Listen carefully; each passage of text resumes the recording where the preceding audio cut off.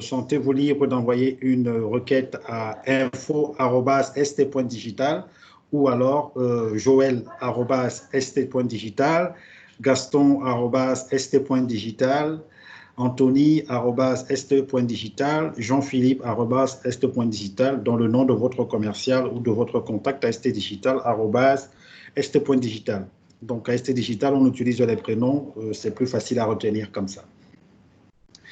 Merci à ceux qui sont à l'heure. On va démarrer concrètement. Face au coronavirus, il est apparu que le télétravail est la solution viable pour, assurer la continuité des activités des entreprises, ce que la plupart d'entre nous a fait, et ensuite limiter les risques d'exposition de nos collaborateurs, de vos collaborateurs, au risque de contamination de ce virus. Donc, il y a quelques semaines, en partenariat avec Microsoft, il y a quelqu'un qui a encore le micro ouvert. Il y a quelques semaines, en partenariat au début du pic de cette pandémie dans le monde, en partenariat avec Microsoft, nous avons proposé de vous accompagner dans la mise en place des solutions de continuité d'activité et de télétravail, notamment autour de la solution de communication et de collaboration unifiée qu'est Microsoft Teams. Donc, Microsoft Teams est leader sur son marché et selon nous, à ST Digital, une solution unique, simple et intuitive pour répondre efficacement aux exigences et aux enjeux de collaboration et de communication unifiée en période de confinement, de télétravail comme nous le sommes actuellement. Donc, la thématique d'aujourd'hui, c'est Microsoft Teams, bonnes pratiques et tips. Tips pour dire astuces. Je vais faire une grosse partie de la présentation et je serai accompagné de Gaston Doumbet, que vous connaissez aussi pour la plupart, qui est senior architecte chez nous, en charge de tout ce qui est identité et collaboration, infrastructure de collaboration. Donc, Gaston, pour le coup, est au Congo actuellement. Et moi, Joël Lepay, directeur marketing commercial et transformation digitale, qui suis au Cameroun. Donc, nos modes de travail ont changé. Donc, avant, on était dans des modes de travail cloisonnés, chacun devant son boss ou chacun dans son bureau, chacun dans sa petite baie vitrée. Ça, c'était avant. Ça a évolué vers plus de collaboration, l'image du milieu, vous voyez, avec New York, London, Tokyo, où les gens peuvent travailler, quel que soit le fuseau horaire, ensemble, autour de plusieurs thématiques ou projets. Donc, il y a plus de collaboration et de gestion de projets en mode équipe.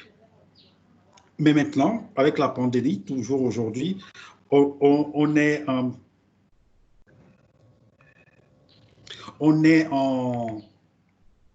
mode télétravail. Donc là, certains d'entre nous, vous allez voir des chats passer ou entendre le micro-ondes qui tourne parce qu'on est en train de chauffer son café, le chien qui aboie, voilà. Des bruits d'atmosphère de travail à la maison. Donc, nos modes de travail ont évolué vers un travail individuel, d'un travail individuel vers un travail un peu par équipe. Et maintenant, on est toujours dans cette avancée, en train de travailler par équipe, mais à distance. Donc, ce qui amène une diversité d'usages. On utilise beaucoup le SMS, les réseaux sociaux aujourd'hui, WhatsApp et tout ce que vous avez. Vous avez la téléphonie quand même encore. Et vous avez des outils comme Teams, les outils collaboratifs, les outils de vidéoconférence, les outils de travail à distance. Donc, à des équipes diverses, des besoins divers. Donc, on a des applications différentes pour plusieurs utilités. Donc, on a des applications sur le partage d'informations, sur la découverte d'informations, ce qui entraîne beaucoup de temps perdu, et aussi de Shadow IT. Ce qu'on appelle le Shadow IT, c'est l'utilisation incontrôlée d'autres services que ceux validés, entre guillemets, par la direction des systèmes d'information. Donc, c'est un peu ça le Shadow IT. Du coup, on a une friction entre plusieurs applications. On peut utiliser l'email, pour envoyer une information, mais on peut aussi utiliser Teams, comme on va le voir tout à l'heure, pour envoyer une information. On peut prendre son téléphone, on peut faire des réunions à distance, on peut collaborer, on peut avoir de la conversation instantanée, donc ce qu'on appelle communément le chat. Donc, c'est toute cette diversité de besoins qui apparaît dans les équipes. Et tout à l'heure, je vous ai dit que Microsoft Teams était, à notre avis, la meilleure solution par rapport à sa simplicité d'utilisation, à la manière intuitive avec laquelle on peut prendre en main. Donc, Microsoft Teams est un espace de travail d'équipe dans Office 365. Office 365, j'imagine que la plupart d'entre vous l'a. Donc, même si les noms ont évolué maintenant vers Microsoft 365. Donc, Microsoft Teams permet la conversation, les appels et des réunions pour les équipes, d'accord? L'intégration native des outils Office 365, des autres solutions Office 365. Microsoft Teams est personnalisable et extensible et intègre la sécurité de l'entreprise en termes de conformité et de facilité de gestion. Donc, dans les conversations, appels, réunions pour les équipes, on a la possibilité de converser instantanément et de tenir informés les collègues sur ce qu'on est en train de faire. Donc, on peut avoir des conversations one-to-one en mode public ou one-to-one en mode privé, par petits groupes, par équipe projet. On peut planifier des choses en vidéo. Tout à l'heure, je vous ai recommandé de couper la vidéo. On peut avoir la voix. Donc, et Microsoft Teams est disponible sur navigateur, sur mobile, sur le poste de travail et même dans des téléphones IP en salle de réunion, comme on va le voir tout à l'heure. L'intégration des outils Office 365 de manière native. Donc, le socle technique d'Office 365 permet, à travers ce qu'on appelle le Microsoft Graph, d'intégrer toutes les applications Office 365. Donc, les conversations qui sont dans Teams peuvent se retrouver dans Outlook, les fichiers peuvent se retrouver dans SharePoint, on peut faire de la co-création. J'initie une réunion à partir de Teams, elle apparaît dans l'agenda Outlook. Voilà, donc c'est des choses comme ça en termes d'intégration que nous avons. Et aussi en termes de personnalisation, c'est-à-dire qu'on peut étendre Microsoft Teams en épinglant par exemple des fichiers importants pour les retrouver facilement dans un espace de travail d'une équipe ou d'un canal.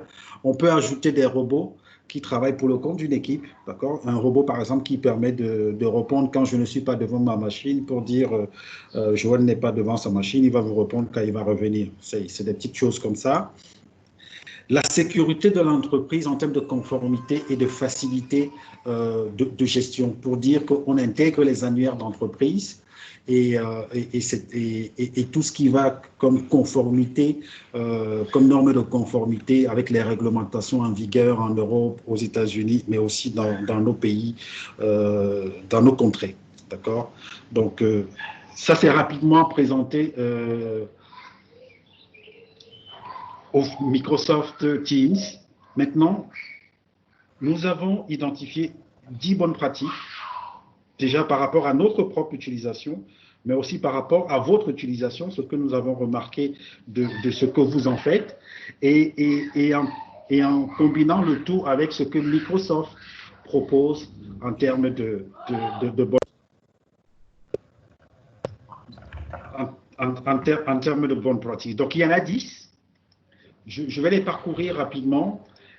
Donc, la première, c'est que Microsoft Teams est disponible, le client Microsoft Teams est disponible de plusieurs manières, d'accord? Donc, la première chose, c'est qu'il faut commencer par télécharger les applications sur PC, ce qu'on appelle le desktop, pour un plus grand confort d'utilisation.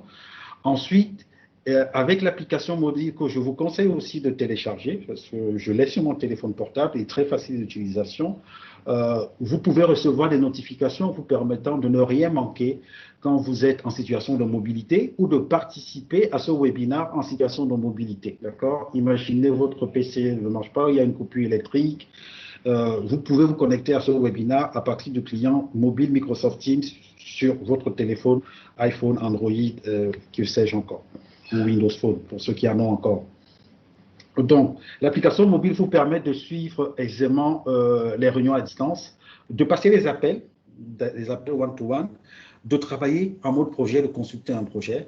Et il vous est bien sûr possible de paramétrer les notifications de l'application dans le centre de notification de votre téléphone pour que l'application n'interfère pas avec votre vie personnelle. Donc, en gros, l'idée, par exemple, du mot de nuit, si quelqu'un vous écrit dans Teams, que ça n'apparaisse plus, ou que vous n'êtes pas notifié, ça existe, d'accord. Et si vous regardez sur cette bonne pratique numéro 1, qui est de dire utiliser les applications, tous les clients possibles et disponibles, il y a un client qui est le client VoIP, parce qu'on peut faire de la VoIP avec Teams. Et là, on vous a mis, je vous ai mis une photo d'un de nos partenaires, nous sommes partenaires de cette marque qui s'appelle Yalink, et qui fait des terminaux IP et visiophone entièrement intégrés et compatibles Microsoft Teams. D'accord? Donc, ça, c'est la première bonne pratique. Deuxième bonne pratique, c'est de passer en mode conversation. Sur cet écran, vous voyez une capture d'écran que j'ai faite de mon onglet conversation, et vous voyez, il y a conversation récente et il y a des contacts, on peut filtrer. Donc, pour amorcer les échanges avec vos collègues en chat, que ce soit en one-to-one ou en équipe, le mode conversation, c'est le mode le plus simple à utiliser et il faut en profiter. Donc, le chat qui est utilisé dans ce mode conversation permet de remplacer les emails courts. Donc, au lieu de répondre bien reçu, je peux répondre bien reçu sur un chat. D'accord? Là, par exemple, vous avez Della qui dit merci JP. Donc, au lieu d'envoyer un mail, on est sur le chat en disant merci JP. Donc, ça relève, le chat relève davantage d'un échange informel, un peu comme une machine à café qu'on a dans nos bureaux ou à la cantine où on se retrouve et on prend des nouvelles sur un projet ou alors sur la vie de l'entreprise, comment vas-tu, sais-tu où est la dernière présentation de Codir. Ça, c'est des informations qu'on peut avoir sur le mode conversation. Et c'est un mode que nous vous conseillons en termes de best practice numéro 2, c'est de passer en mode conversation. Ensuite, c'est les favoris. Mettez en favori vos contacts les plus sollicités. Pour ceux qui ont Office 365 ou Microsoft 365, il y a un outil qui s'appelle My Analytics. Si vous ne l'avez pas encore activé sur votre tenant, je vous recommande de le faire parce qu'il vous donne un certain nombre d'informations sur l'utilisation que vous faites de la suite collaborative de Microsoft. D'accord? Le nombre de mails que vous envoyez, les plages horaires pendant lesquelles vous êtes le plus actif, le nombre de mails reçus, le nombre d'interactions, le nombre de chats, le nombre de réunions. Donc, et tout ça, ça peut vous remonter les personnes avec lesquelles vous échangez le plus dans l'entreprise. Par exemple, moi, j'échange beaucoup avec Anthony, le directeur général. J'échange beaucoup avec Karine. Selon les semaines, c'est 1 Anthony, 2 Karine, 3 Jean-Philippe ou Gaston. C'est des gens avec lesquels, les personnes de l'entreprise avec lesquelles j'interagis le plus. Donc, ces personnes, ces contacts de l'entreprise que je sollicite le plus, si je les mets en favori, ils apparaîtront ainsi au haut de la liste des contacts que vous avez vu tout à l'heure dans les conversations pour que je puisse les retrouver facilement parce qu'on peut rapidement être noyé. Donc, pour ce faire, il faut faire un clic droit sur le contact que vous souhaitez mettre en favori et sélectionner l'étoile. On va le voir tout à l'heure lors de la démo. D'accord? Ça, c'est la troisième bonne pratique. La quatrième, c'est d'organiser vos équipes. Les équipes, c'est les Teams. D'accord? Teams en anglais. Donc, la quatrième, c'est d'organiser les équipes. Identifier les équipes pertinentes au sein de votre entreprise. Donc là, je vous ai mis un extrait de ce que nous avons à ST Digital, de ma vue, parce que Gaston, par exemple, il a une autre vue, parce qu'il est à la direction des services, et moi, je suis à la direction commerciale et marketing. Les vues ne sont pas les mêmes, mais il est très important d'identifier les équipes pertinentes pour vous dans l'organisation.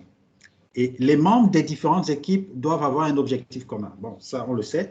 Et travailler en mode projet euh, de façon régulière. Et ça, par exemple, la direction des opérations, et euh,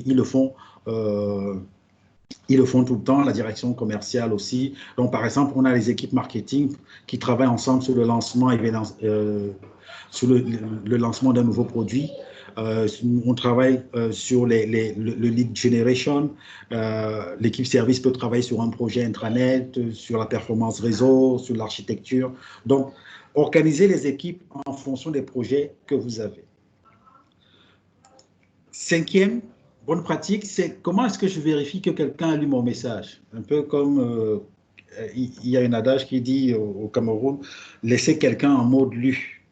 Donc, comment est-ce que je vois que quelqu'un a lu mon message? Donc, pour cela, il faut utiliser les mentions. D'accord? Il faut utiliser @Marie, @canal numéro tant, pour que vos collaborateurs voient que vous postez et qu'ils en soient notifiés.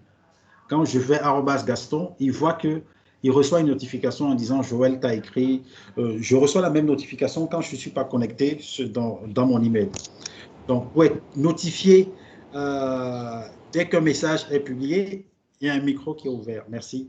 Pour être notifié qu'un message est publié dans un canal, que vous soyez mentionné ou non, il est nécessaire d'activer les notifications. Il est nécessaire d'activer les notifications et ce sont ces notifications-là qui nous permettent de voir qui a reçu notre message, qui a lu et pour nous par rapport aux autres. Donc, pour ce faire, il faut faire un clic droit sur le nom du canal et choisir notification. Donc, vous n'êtes pas obligé d'activer toutes les notifications, mais vous activez les notifications du canal qui vous intéresse. La sixième bonne pratique est très intéressante aussi, c'est celle de dire comment est-ce que je désigne les administrateurs pour chaque équipe et pourquoi il faut le faire. Gaston va nous faire une démonstration tout à l'heure, mais il est judicieux de définir des administrateurs pour chaque équipe. Idéalement, 2, ça c'est la recommandation que je fais, au cas où l'un ou l'autre serait indisponible. C'est très important. Donc, septième bonne pratique, organisez vos canaux. Donc, organisez les canaux dans vos équipes Teams. Donc, personnalisez les onglets. Vous n'utilisez pas le wiki quand vous l'avez, enlevez-le. Vous avez un site SharePoint en interne. Vous utilisez Microsoft OneNote au sein de votre équipe. Faites-en un onglet pour retrouver rapidement tous les éléments qui vous permettront de travailler efficacement. Donc, c'est comme ça qu'il faut essayer d'organiser les canaux dans vos équipes Teams. Idem pour les documents. Téléchargez ceux qui sont utiles à vos équipes dans l'onglet Fichiers, des canaux adéquats.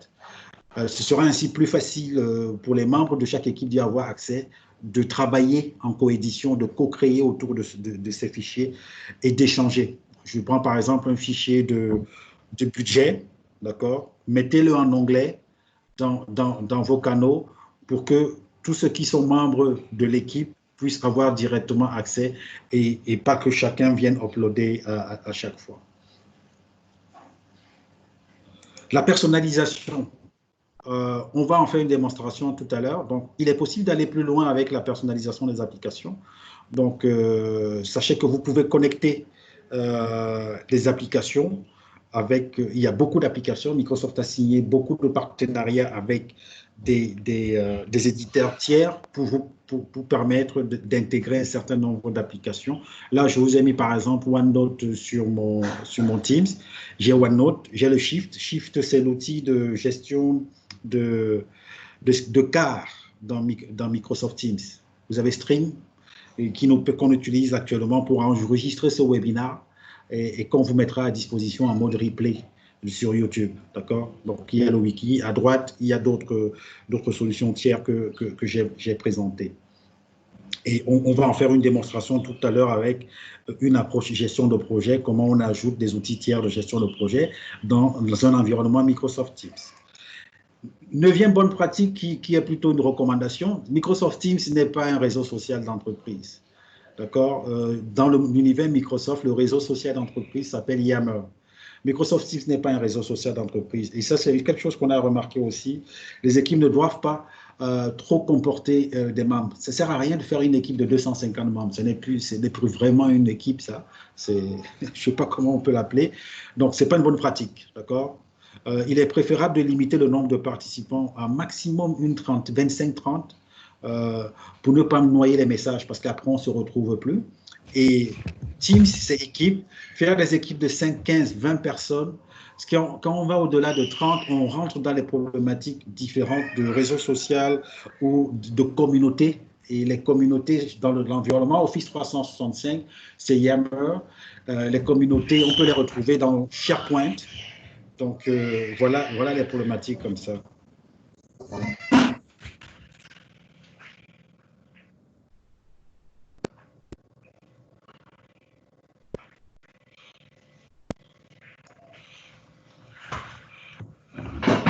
Donc, 10e, gardez votre bonne humeur. J'entends un micro. Gardez votre bonne humeur. Mettez un peu de bonne humeur dans vos échanges. Ce n'est pas un réseau social d'entreprise, mais vous avez la possibilité de rendre votre Teams convivial. En plus d'une mise en forme améliorant la lisibilité, on peut faire des soulignements, on peut faire des mises en gras, on peut faire des puces. Donc ça vient du Microsoft Graph qui vient de la suite Office classique avec Excel, Word, PowerPoint, d'accord, où on reprend des fonctionnalités d'édition de test. Vous pouvez ajouter des stickers, des smileys, des gifs animés et puis voilà. Donc, voilà les 10 bonnes pratiques qu'on a consolidées pour vous. J'espère n'avoir pas été très rapide. Donc, je vais essayer de les reprendre comme ça de mémoire. Donc, la première, c'est d'installer les applications mobiles surtout. Et pour ceux qui ont les softphones, d'avoir les applications softphone. La deuxième, c'est de passer dès à présent en mode conversation par défaut dans votre Teams. La troisième, c'est utilisez les favoris, les personnes avec lesquelles vous interagissez le plus, que vous sollicitez le plus, mettez-les en contact favori. Organisez vos équipes, Teams, d'accord. Faites vérifier vos messages. Hein, il faut quand même que c'est un outil de collaboration. Ça ne sert à rien de collaborer si quelqu'un ne lit pas. Donc, si vous voulez vérifier que quelqu'un a lu, de vérifier les messages dans Teams qui sont reçus et lus. Désigner des administrateurs, 2 à minima, 2 recommandés, au cas où l'un ou l'autre serait indisponible. Organisez les canaux dans vos équipes. Ça permet d'avoir une idée claire pour bien nettoyer. Allez plus loin en étendant Microsoft Teams avec de l'applicatif. Vous pouvez faire votre propre applicatif que vous publiez pour pouvoir récupérer dans Microsoft Teams. J'ai rappelé que ce n'est pas un réseau social d'entreprise. Il y a des solutions pour ça. Et mettez-y un peu de bonne humeur. Donc, il y a un certain nombre de fonctionnalités que Gaston va nous présenter dans toutes ces bonnes pratiques. Comment est-ce qu'on les utilise dans la pratique, si je peux me permettre la tautologie. Gaston, est-ce que tu m'entends? Oui, oui, Joël. Et toi, tu m'entends? Je t'entends très bien. Et Okay, je te passe la main, je coupe mon écran. D'accord, merci. Merci. Donc, alors, aujourd'hui, on ne va pas parler d'infrastructure. Je vais partager mon écran et on va justement aller sur Teams. Donc, on sera vraiment dans la perspective de l'utilisateur final, hein, et on va essayer de parcourir quelques astuces comme ça que nous avons découvertes dans Teams sur la façon dont nous l'utilisons en interne.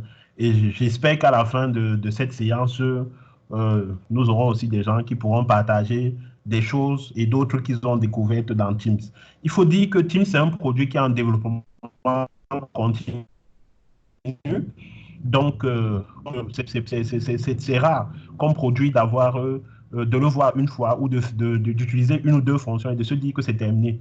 Vous savez quoi, ce matin, je me suis réveillé, et bien, j'ai vu qu'il y a une fonction qui s'est rajoutée dans mon team. Si vous voyez l'écran, vous avez la fonction le, d'accord. Je ne sais pas si cette fonction est déjà disponible chez vous. Elle avait été annoncée par Microsoft, n'est-ce pas, que Et donc, c'est une fonction qui est très pratique. Par exemple, quand nous sommes dans un webinaire comme celui que nous sommes en train de tenir actuellement, n'est-ce pas, pour donner la parole aux gens, pour que la parole puisse être redistribuée de façon, n'est-ce pas, de façon plus rationnelle et plus logique. Donc, vous avez l'option lever la main. C'est une option qui s'est ajoutée et Microsoft a ajouté même, a annoncé, peut-être que certains d'entre vous l'ont déjà, l'option, n'est-ce pas? Et là, vous allez retrouver cette option dans les... Chez moi, ce n'est pas encore venu parce que ce n'est pas encore mis à jour. C'est l'option pour faire du floutage d'arrière-plan. C'est-à-dire que vous aurez maintenant la possibilité d'avoir un arrière-plan qui est figé, n'est-ce pas? Ou un arrière-plan qui est professionnel, puisque nous sommes maintenant en mode télétravail, n'est-ce pas? Et que nous ne sommes pas toujours dans un environnement qui est, on va dire, business-like, n'est-ce pas? Il y a la possibilité d'avoir, n'est-ce pas, de mettre une image d'arrière-plan et de faire en sorte que, n'est-ce pas, les participants à un webinaire ou à une réunion professionnelle ne soient pas distraits par ce qui se passe derrière vous. Donc, soyez attentifs, c'est une fonctionnalité qui arrive aussi très bientôt chez vous et peut-être que vous l'avez déjà. Voilà. Donc, je vais passer aussi en revue quelques autres choses. Il y a aussi, ça m'est arrivé très souvent, c'est que quand aujourd'hui on fait beaucoup de présentations et nous à ST Digital on en fait vraiment beaucoup. C'est parfois, il y a souvent ce besoin-là de vouloir projeter, par exemple, un fichier audio et vidéo à l'écran. Je ne sais pas si certains dans la salle ont déjà eu à faire ça, mais moi, la première fois que j'ai essayé de le faire avec Teams, c'est que je ne connaissais pas la bonne option, mais après, j'ai cherché un peu et j'ai trouvé, c'est que si vous le faites, si vous partagez votre écran, comme mon écran est partagé actuellement, si je lance un fichier vidéo, qui a du son, vous n'allez pas entendre le son. Eh bien, bon, ici, moi, je ne vais pas le faire parce que vous pouvez le tester, parce que si je départage, vous n'allez pas plus voir mon écran. En fait, quand vous êtes en train de partager votre écran, vous allez voir, il y a une petite case qui vous dit partager avec inclus le son. Donc, c'est ce qu'il faut choisir. Si vous voulez que le son de la vidéo que vous allez jouer sur votre poste de travail, n'est-ce pas, puisse être entendu, n'est-ce pas, par les participants. Si vous êtes, par exemple, à une formation ou bien à une réunion. Donc, c'est aussi quelque chose de bien pratique. Autre chose aussi qui peut apparaître comme un tips, hein, comme quelque chose que nous avons découvert et qui permet de travailler plus efficacement dans Teams. Si vous voyez là, souvent dans Teams, bon, à force de créer les équipes, elles deviennent vraiment très nombreuses.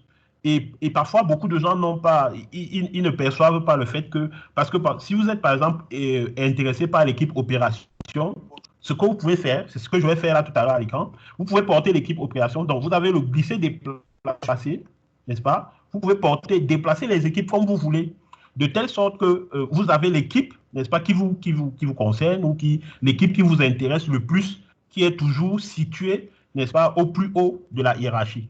Donc, il faut savoir que ces équipes-là, elles sont facilement déplaçables. Vous pouvez, c'est comme vous voulez, vous l'organisez exactement comme vous voulez. Mais vous pouvez même aller plus loin. Parce que ceux qui ont assisté souvent à nos séances d'adoption, dans Teams, tout se passe dans les canaux. D'accord? Et puis, il y a des canaux qui vous intéressent particulièrement. Parce que même dans une équipe, tout le monde n'est pas intéressé par les mêmes canaux. Donc, si je prends par exemple mon équipe initiative Teams, là, moi, bon, je suis intéressé par le canal espace technique. Ce que je peux faire, je clique sur les petits boutons là, 3 petits boutons, et je dis d'accord. Et quand je l'épingle, n'est-ce pas, et vous allez voir que mon canal, il va monter tout en haut, et, n'est-ce pas, dans la section de canaux épinglés, voilà. Donc, c'est comme ça que je peux être en train d'être concentré parce que à force d'accumuler, n'est-ce pas, ça devient un peu compliqué de tout suivre, n'est-ce pas? Vous avez la possibilité de déplacer les Teams, n'est-ce pas? Et vous avez aussi la possibilité d'épingler les canaux comme vous voulez, n'est-ce pas? Et si à un moment, le canal, si ce ne devient plus pertinent de l'avoir épinglé, là, vous pouvez simplement le détacher, n'est-ce pas? Et il va revenir. Voilà. Donc, ça, c'est une astuce que vous pouvez aussi avoir sur Teams. Également, autre chose, pour ceux qui gèrent les équipes, on a parlé des équipes, les bonnes pratiques des équipes. Hein, Joël l'a mentionné. Dans une équipe, il faut toujours avoir au moins 2 propriétaires. D'accord? Il faut toujours avoir au moins 2 propriétaires. Et ils ont ajouté quelque chose qui est intéressant à mon sens, c'est dans la gestion de l'équipe, n'est-ce pas? Parce qu'il y a des gens qui ont beaucoup d'équipes. Généralement, quand on adopte Teams, on commence, la création des équipes, ça se passe vraiment, à dire quand il n'y a pas une gouvernance qui est en place, on crée beaucoup d'équipes. Et après, ce qui peut être intéressant, surtout pour les gens de l'IT, c'est de faire de l'analyse, d'accord? Quand vous cliquez sur le bouton d'analyse, là, je suis parti des 3 petits points, la gestion de l'équipe, et je suis dans le bouton analyse, il vous donne un peu, n'est-ce pas, le récapitulatif, n'est-ce pas, de toute l'activité de l'équipe. Et ça peut donner une indication si une équipe est vraiment utilisée, sans que vous ayez à... Parce que l'autre façon d'avoir aussi cette information, c'est d'aller carrément sur le portail d'administration. Alors que, n'est-ce pas, ici, vous pouvez tout à fait voir très facilement, n'est-ce pas, si votre équipe, le nombre d'utilisateurs actifs, là, par exemple, vous avez une équipe de 22 utilisateurs, vous avez 5 actifs, 17 inactifs, n'est-ce pas? Et vous avez, n'est-ce pas, un ensemble de statistiques qui peuvent vous parler et vous, n'est-ce pas, donner une indication si une équipe qui n'est pas utilisée. Peut-être qu'il faut se poser la question de la pertinence. C'est redondante avec une autre équipe dans l'organisation. Ça, c'est des choses, n'est-ce pas, qui peuvent arriver. Eh bien, je vais vous amener dans un petit voyage dans les canaux. Maintenant, dans les canaux, c'est que très souvent, et ça, c'est ce qu'on voit, hein, parce que nous, on fait beaucoup de séances d'adoption sur Teams, c'est que parfois les gens ne. Bon, quand l'onglet publication, les gens l'utilisent. Bon, vous pouvez envoyer un message normal, hein, bonjour. Ça, c'est un message. Mais il faut savoir que dans l'onglet publication, vous pouvez envoyer des messages aussi qui sont formatés, ce qu'ils appellent des sujets. D'accord? Dans Teams, ils appellent ça des sujets. C'est un message qui est formaté. C'est-à-dire, vous cliquez sur le A là, d'accord? Le petit A. Et vous avez, n'est-ce pas, l'opportunité d'ajouter un sujet, par exemple, séminaire Teams, d'accord? Et vous pouvez mettre du texte, je vais mettre n'importe quoi, le séminaire de mercredi, d'accord? Et je vais baisser ça, voilà. Et vous poussez, et d'accord? Et vous voyez que ce message-là, il est mieux formaté, n'est-ce pas? C'est beaucoup plus convivial de répondre à un message comme ça que un message qui est... Donc, c'est juste pour vous montrer que vous avez la possibilité, n'est-ce pas, de créer des sujets. Mais ça, c'est aussi important parce que ça permet sur le plan visuel, parce que là, je mets peut-être des messages qui sont simplistes, mais comme c'est un outil de travail, ça peut être un message très sérieux, n'est-ce pas, qui amène ou qui demande l'attention de tous les membres de l'équipe, n'est-ce pas? C'est mieux que vous ayez, n'est-ce pas, des messages qui sont mieux formatés pour permettre aux membres de votre équipe de pouvoir, n'est-ce pas, répondre sereinement et de pouvoir adresser votre message. Mais il y a aussi quelque chose, souvent, qu'on oublie dans ce truc, c'est que vous pouvez faire un message, et je ne sais pas si tout le monde voit cette option, vous avez l'option de publier un message dans plusieurs canaux, d'accord? Et ça, c'est très facile, donc vous mettez votre message, n'est-ce pas? Là, il y a le canal dans lequel nous sommes, vous pouvez sélectionner des canaux supplémentaires, n'est-ce pas? Vous pouvez sélectionner le canal commercial, mettre à jour, et le message que vous allez mettre là, tac, n'est-ce pas? Il va être publié dans les 2 canaux-là. Vous pouvez en ajouter autant que vous voulez. Voilà. Donc ça, c'est aussi quelque chose qu'on a peut-être passé rapidement, mais il faut savoir que c'est là où vous avez la possibilité de pousser des messages dans plusieurs canaux. Voilà. Et il y a même aussi la possibilité, toujours dans les messages, si vous êtes dans une organisation et que vous avez des équipes de type RH, vous avez la possibilité aussi d'activer, n'est-ce pas, pour un canal, ce qu'on appelle la modération. Donc, la modération de canal, c'est quoi? Je vais vous montrer. Par exemple, je suis dans ce canal qui s'appelle espace technique, n'est-ce pas? Si je dis gérer le canal, vous voyez, au niveau des autorisations, regardez, par défaut, la modération de canal est désactivée. D'accord? Elle est désactivée et donc vous voyez les options. Tous les membres peuvent démarrer une nouvelle publication. Si j'active, d'accord, la modération de canal, qu'est-ce qu'il me propose? Déjà, il me propose de nommer ce qu'on appelle des modérateurs. D'accord? Et les modérateurs, par défaut, tous les propriétaires de l'équipe sont des modérateurs. Je peux en rajouter là. Mais dans un canal qui est modéré, donc, ce sera un canal où, n'est-ce pas, il n'y a que les modérateurs qui peuvent publier. Donc, exemple d'un type de canal, si vous avez un canal où vous voulez que les RH, n'est-ce pas, envoient de l'information, voilà, envoient de l'information pour toute l'équipe, n'est-ce pas, ce type de canal peut être adapté, n'est-ce pas, un canal où tout le monde n'a pas le droit de publier, il n'y a qu'un ensemble de personnes, n'est-ce pas, très spécifiques qui ont le droit de publier dans ce canal. Vous pouvez donc, n'est-ce pas, utiliser cette option de modération de canal pour pouvoir, n'est-ce pas, le faire. D'accord.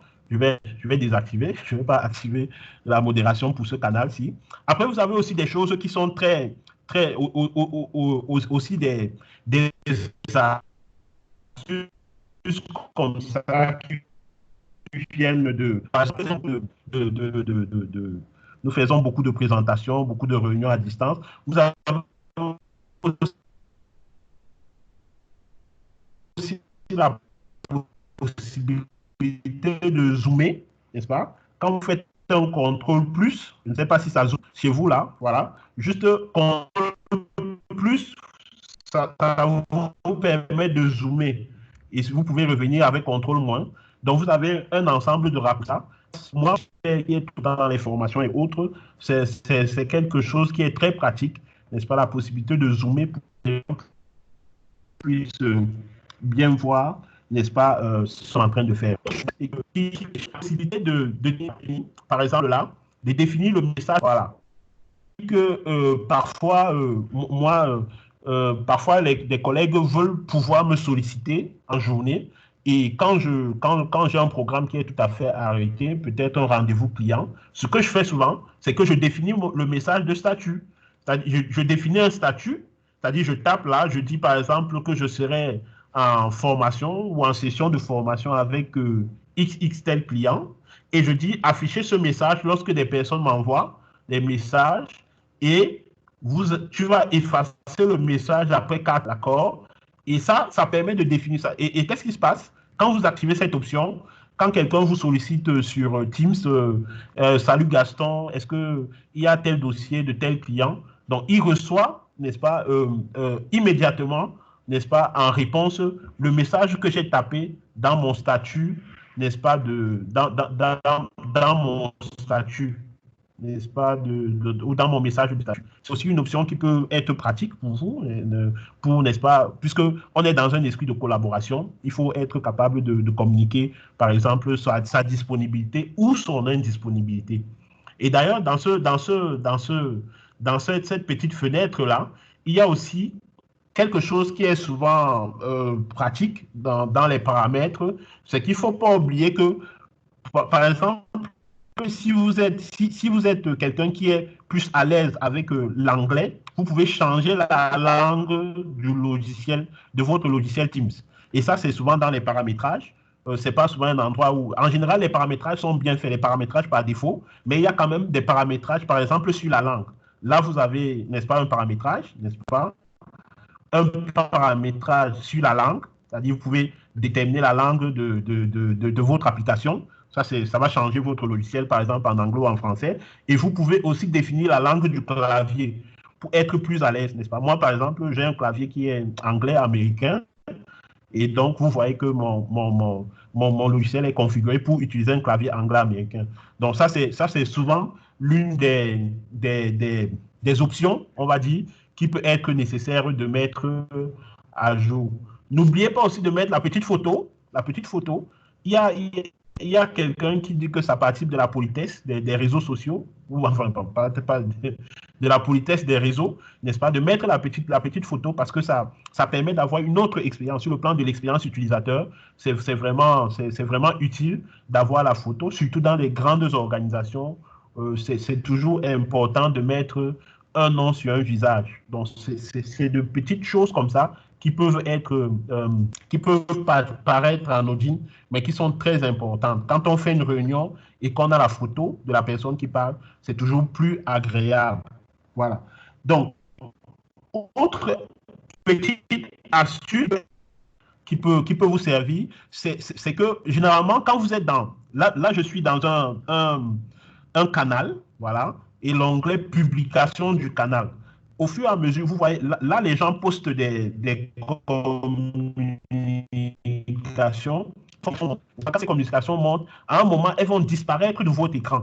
Alors, qu'est-ce que vous pouvez faire? Ce que vous pouvez faire, c'est que si vous identifiez dans le fil de conversation un message que vous estimez que vous pourrez avoir besoin de revenir sur ce message dans l'avenir, ce qui peut être important de faire, c'est d'enregistrer ce message. Alors, comment vous enregistrez un message dans Teams? Vous venez dans le message, n'est-ce pas? Et vous cliquez sur les 3 petits points là, n'est-ce pas? Et vous faites enregistrer le message, d'accord? Vous faites enregistrer le message. Et quand vous avez enregistré, comment vous retrouvez tous les messages enregistrés? C'est très simple. Vous revenez sur votre petite photo, n'est-ce pas? Et vous cliquez sur l'icône enregistrer. Et quand vous cliquez sur l'icône enregistrer, qu'est-ce que le système va faire? Le système va vous montrer tous les messages que vous avez préalablement enregistrés, n'est-ce pas? Et voilà, par exemple, ce message-ci de Jonathan que j'avais enregistré. Ça peut être très utile, surtout quand on est dans des équipes ou des canaux où il y a beaucoup de communication qui passe de type message. Ça peut être utile, n'est-ce pas, d'enregistrer un message, n'est-ce pas, pour le retrouver plus tard. Voilà. Autre chose aussi qui peut apparaître comme une astuce dans Teams, c'est que il faut savoir que les canaux en général ont des adresses email. D'accord? Donc, parce que ça, c'est quelque chose aussi qui nous frappe chez les clients, c'est que parfois on met du Teams, mais il y a très peu de contenu. D'accord? Il y a très peu de contenu parce que les gens ont encore du mal à se séparer de l'email. Alors, qu'est-ce qui se passe? Il faut savoir que vous avez, n'est-ce pas, la possibilité d'avoir l'email d'un canal, n'est-ce pas? Obtenir l'adresse, n'est-ce pas? Et ça, c'est cette adresse-ci. Cette adresse, vous pouvez très facilement la copier et aller la mettre sur le champ A d'un email et envoyer un email à ce canal-ci.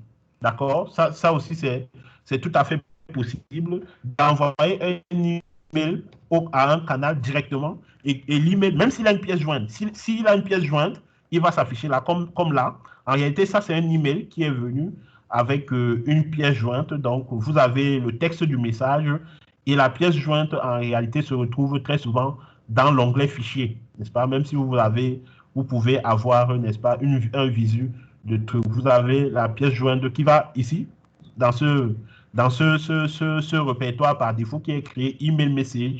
Là, vous avez, n'est-ce pas, toutes les pièces jointes de fichiers. Autre chose aussi qui participe toujours de la collaboration, n'est-ce pas, c'est qu'il faut savoir que vous pouvez enregistrer directement un fichier, vous pouvez quitter de Word pour Teams.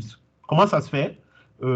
Donc, par exemple, vous avez ce répertoire qui s'appelle guide, qui contient, n'est-ce pas, un ensemble de guides.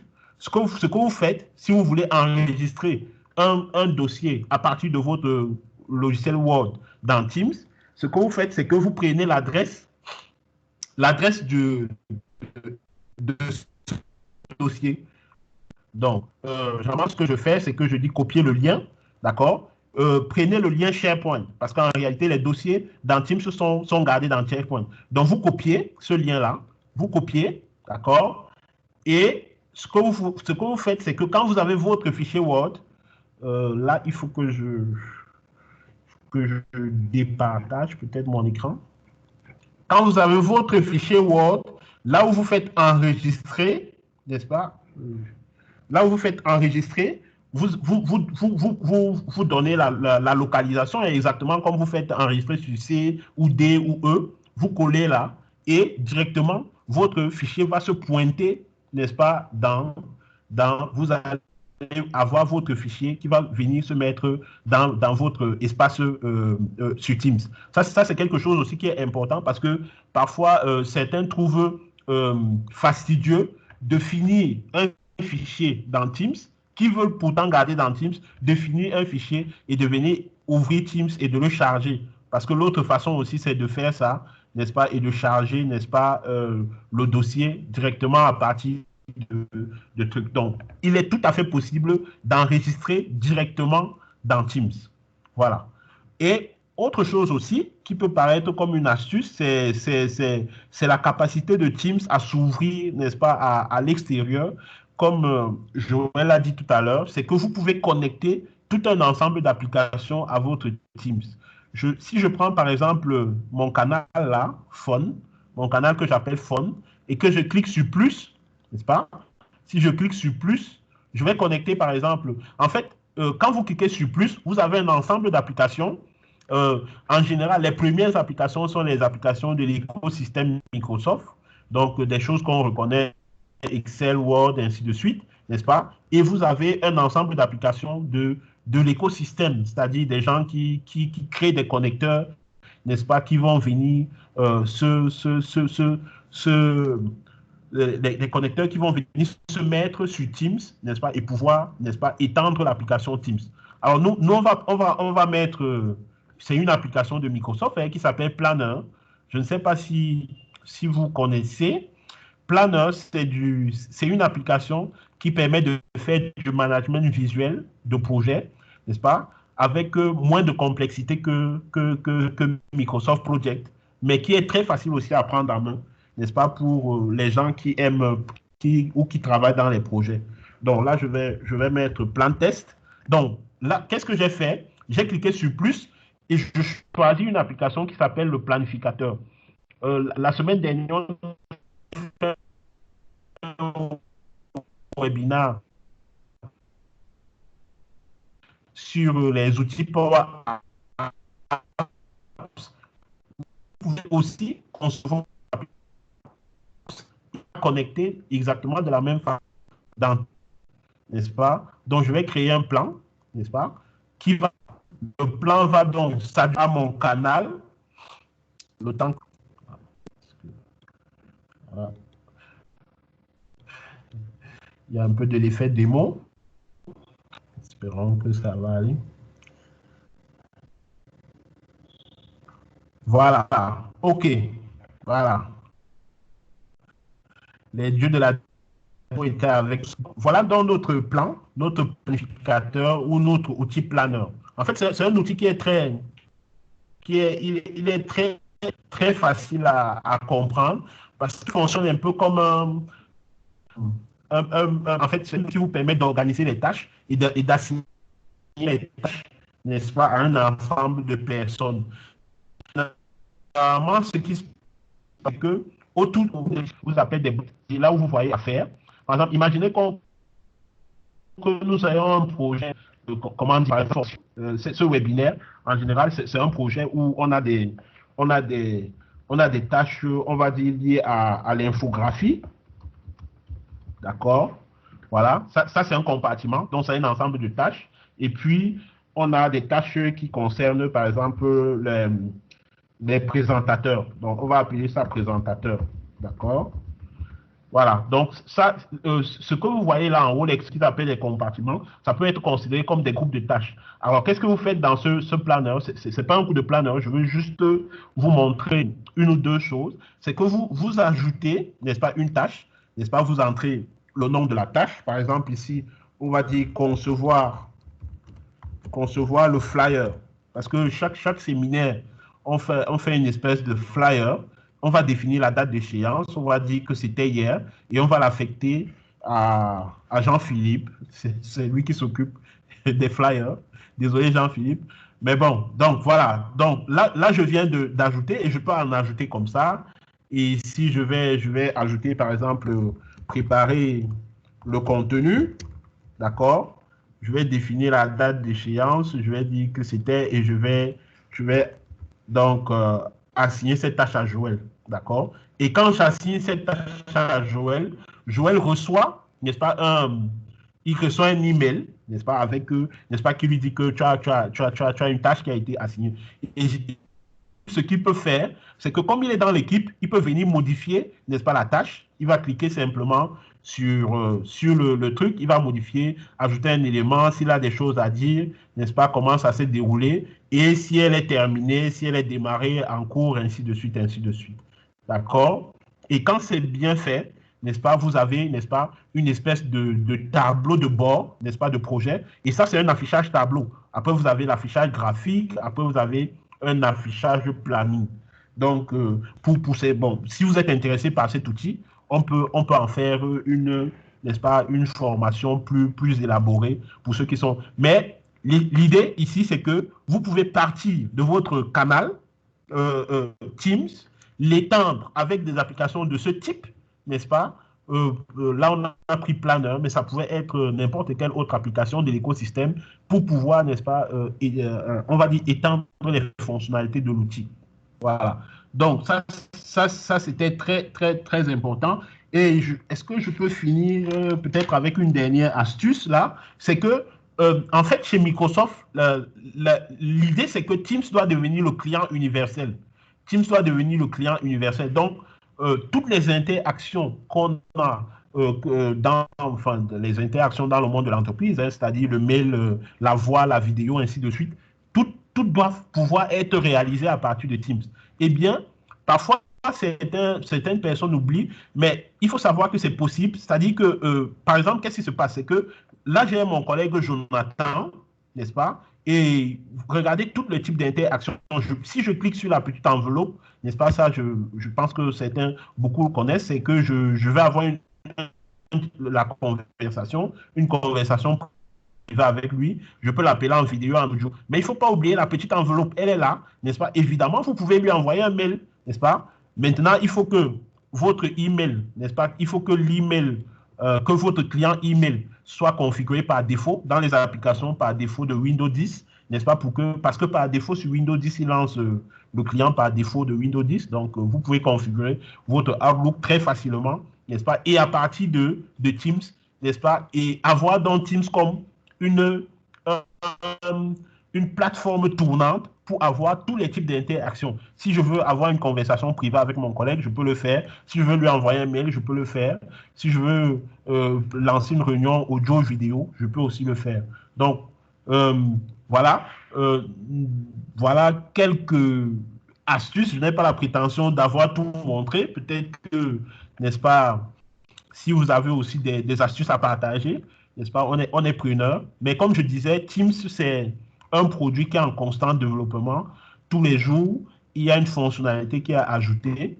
Et nous par exemple, à ST Digital, pour être très pratique, on a une petite rubrique qu'on anime qui s'appelle l'astuce du vendredi, où on encourage, n'est-ce pas, à chacun de nos collègues qui découvre une petite astuce sur Teams, n'est-ce pas, à la partager, n'est-ce pas, avec un email très court en expliquant ce que l'astuce fait, n'est-ce pas, à l'endroit de tous les collègues. Et ça marche très bien parce que vous pouvez découvrir une astuce qui vous sauve la vie. Merci.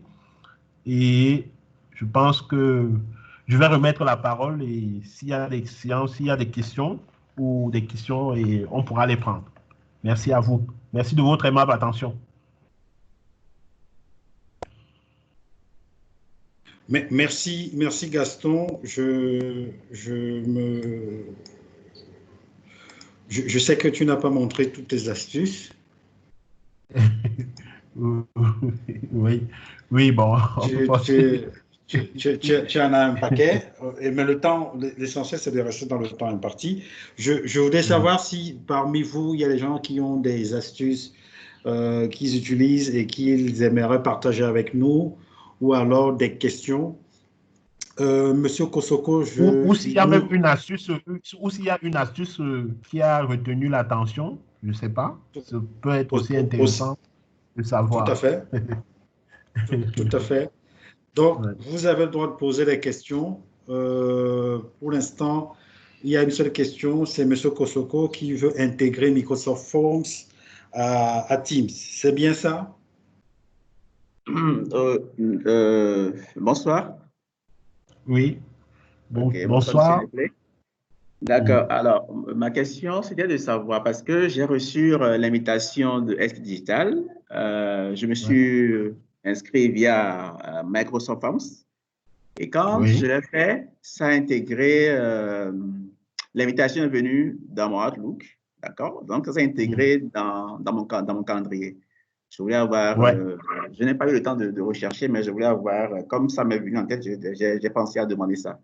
Mais après ça, j'ai aussi d'autres questions. Ça, c'est des business cases. Mhm. Je peux la poser en même temps? Oui, Oui. oui, oui, oui, oui, oui, oui, oui, OK. allez-y. Alors, j'ai remarqué que lorsqu'on invite des gens, disons, externes, c'est-à-dire externes à votre organisation qui n'ont pas forcément Teams, et quand ils cliquent sur participer à la web place, je crois que c'est comme ça, il y a des fonctionnalités qui sont pas actives, telles que le chat. Et quand j'ai cherché à comprendre, c'est que quand ils sont membres d'une équipe et que lors de la connexion, ça leur demande juste au niveau du workplace de mettre juste leur nom pour qu'on voit celui qui, l'intervenant, enfin, le participant. Mais ils n'arrivent pas à se connecter à partir avec leur adresse email. Donc, du coup, Teams ne les reconnaît pas comme membres de l'équipe. Et certaines fonctionnalités telles que le chat ne sont pas actives. Ça, c'est un constat que j'ai eu. Après, je ne sais pas si vous avez fait le même constat que moi et s'il y a une manière de contrer ça. Ce que j'ai compris après, c'est que s'ils veulent contrer ça, c'est qu'ils installent Teams et ils se connectent avec leur email. Et là, les fonctions de chat sont activées. Et bon, donc voilà un peu ce que j'ai pour le moment comme question. OK. OK. OK, monsieur Luc. Donc, merci pour tes questions. Bon, pour la première question, c'est une intégration qu'on a faite de Forms et effectivement, avec Outlook. Mais ça, je pense que dans une session comme ça, on ne peut pas montrer ça. Il faut une session particulière. Si ça vous intéresse, c'est des choses qu'on peut noter et effectivement, vous contacter après pour qu'on vous montre ça. Parce qu'après, derrière, il y a un peu de Power Apps. Et on a parlé de Power Apps la semaine dernière. Ah, je n'étais pas. D'accord? Ah, vous n'étiez pas là. Oui, oui. Effectivement, Oui, effectivement, voilà. c'est un workflow qui récupère les réponses depuis Forms et met à Mhm. jour l'événement dans votre calendrier Teams. Donc, D'accord. on l'a fait. Il y a un cycle Power Apps qui arrive aussi dans quelques semaines. Donc, Voilà. on en reparlera encore. D'accord. Gaston, tu as une idée pour la deuxième question? Bon, Luc, je pense que peut-être ça aussi on peut prendre. Parce que là, par exemple, bon, le scénario que tu expliques, je n'arrive pas très bien à percevoir. Peut-être qu'il faut être en contexte. Parce que là, par exemple, tu vois, là, tu es invité dans Ouais, dans notre truc. Bon, ouais. je ne sais pas de quelle plateforme, si c'est à partir du client. Tu n'es pas dans une équipe chez Oui, nous, hein, ça c'est clair. moi, j'ai le client Teams. Déjà, j'ai un compte Hum. Microsoft Office 365, donc j'ai le client, enfin, j'ai le client Teams sur ma machine.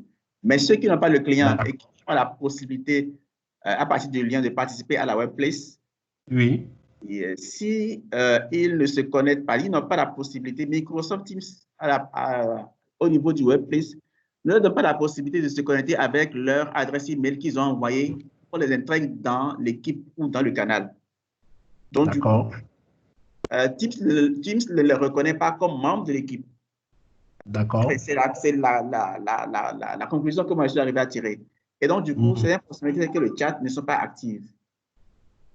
Mais par OK. contre, lorsqu'on installe Teams à partir du lien, toutes les Hum. fonctionnalités sont actives. Vous voyez? OK. Parce qu'en D'accord. installant Teams, ça vous oblige à vous connecter à partir de votre email.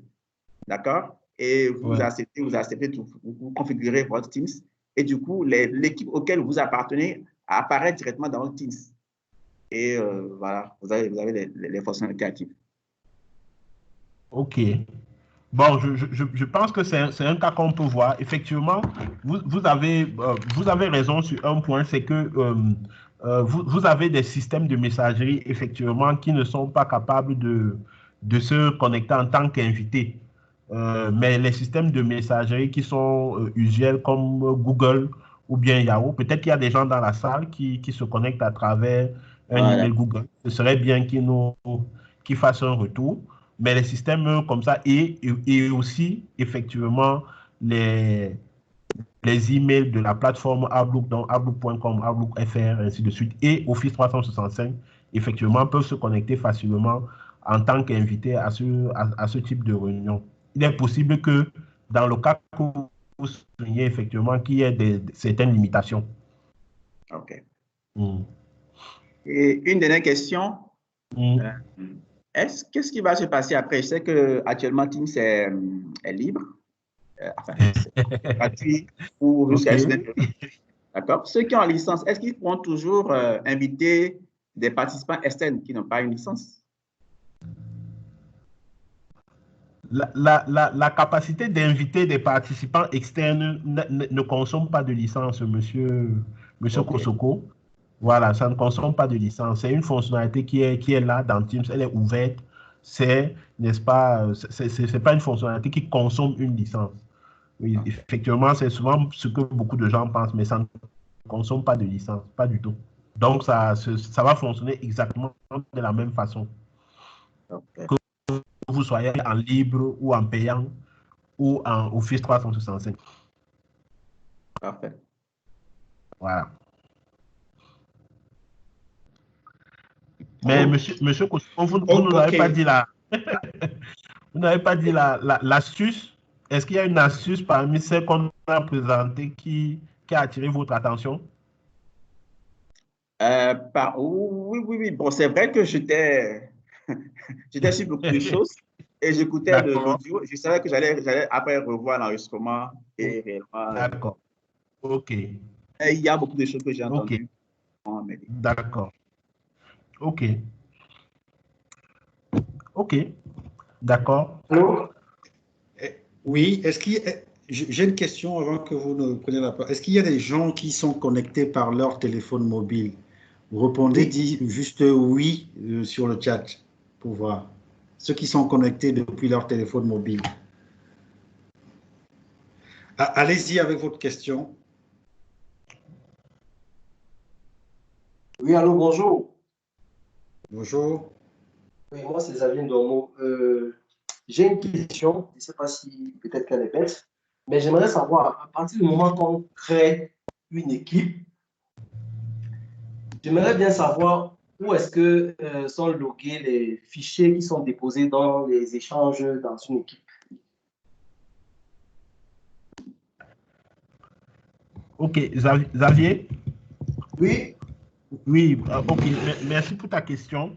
En fait, les fichiers sont logés dans la plateforme SharePoint. Quand vous dites où, je ne sais pas si vous parlez de la plateforme, parce qu'en fait, Teams, c'est comme un client, si vous voulez. Un client, tout ce qui est conversation sont gardés en réalité dans le back-end Exchange Online et tout ce qui est fichier, c'est gardé sur SharePoint. c'est le SharePoint Online, c'est ça. Oui, SharePoint Online, exactement.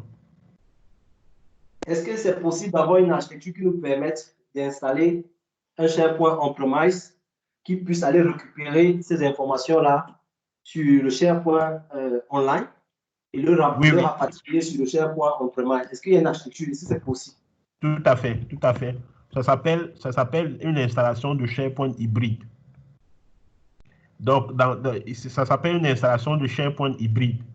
Vous avez la possibilité d'avoir, n'est-ce pas, un SharePoint hybride avec, n'est-ce pas, une installation on-premise et une installation online et la possibilité même de garder certaines choses on-premise et d'autres online.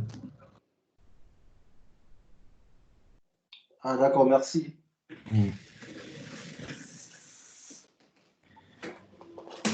Alors, Gaston, oui, Gaston, j'aimerais savoir, puisque vous avez dit quand on crée l'équipe, Oui. automatiquement, il y a un site qui est créé au niveau de SharePoint par rapport à, je vais dire, la contenance, le stockage sur cette équipe. C'est bien Oui, ça? oui. est-ce qu'il y a une taille appropriée? C'est-à-dire que quand on crée de façon manuelle l'équipe, est-ce que au niveau du cloud, là, au niveau de Microsoft, ils génèrent un quota pour cette équipe-là pour pouvoir déposer ce flux de fichiers de données qui transitent dans cette équipe? Ou bien il y a une possibilité de modifier cela? Le quota, je ne pense pas il est arrêté. Je ne pense pas qu'il soit arrêté en termes de quota. En fait, puisque ça consomme le quota, ok, le quota par utilisateur E1, c'est 1 Tera. Voilà. Donc, l'information que Anthony vient de poster là, donc vous avez 1 Tera par utilisateur qui cumule toutes les applications.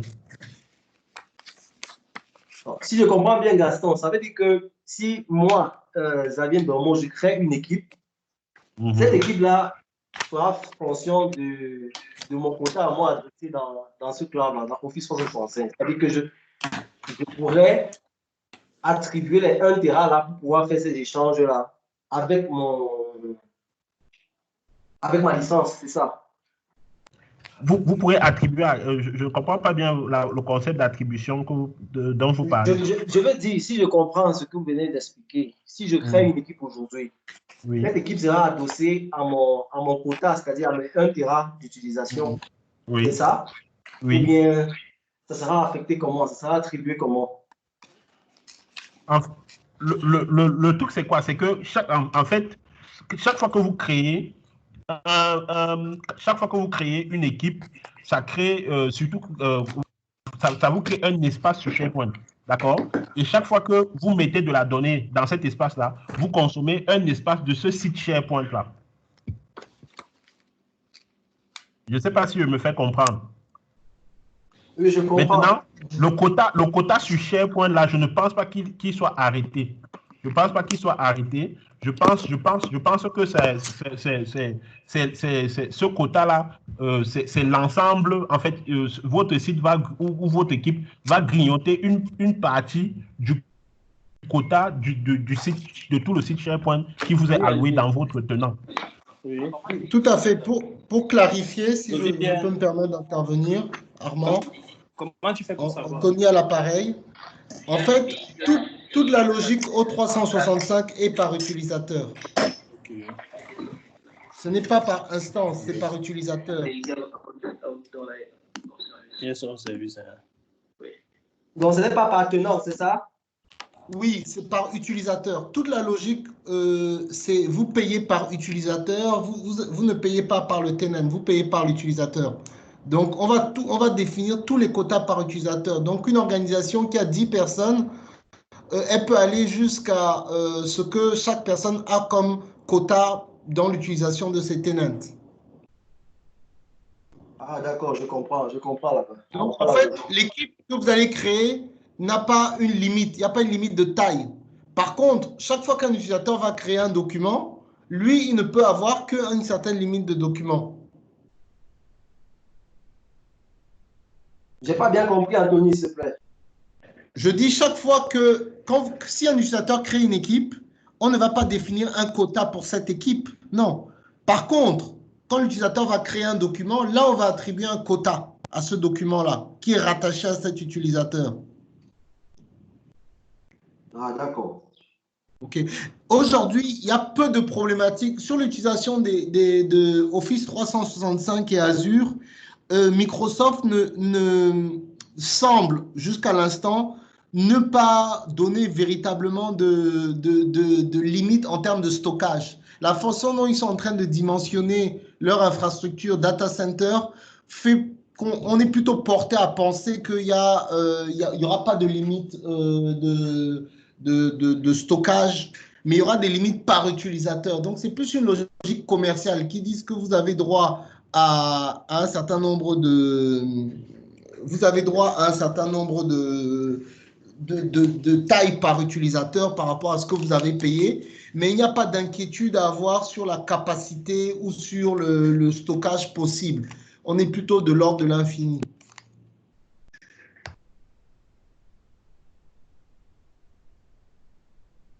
Ça me rassure, merci Anthony, ça me rassure.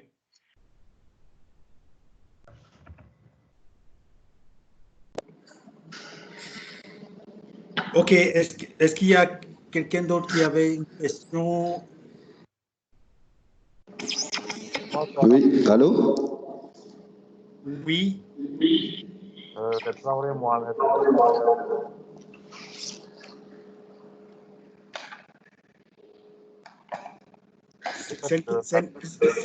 C'est une question depuis Brazzaville, je vois. La question que je pose, c'est par rapport au... Quand tu veux créer une réunion, tout de suite là. Oui, on vous écoute, on vous écoute. Voilà, au niveau où il faut ajouter les participants, est-ce qu'il y a une possibilité d'ajouter à la fois plusieurs participants? Parce que c'est un peu pénible de les ajouter un à un là. Bon, oui, c'est une question qui revient souvent.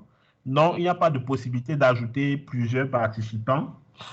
Mais ce que vous pouvez faire, c'est que vous avez plusieurs façons de faire. Vous pouvez parce que vous avez une possibilité dans cette fenêtre-là, vous avez ce qu'on appelle une réunion de canal.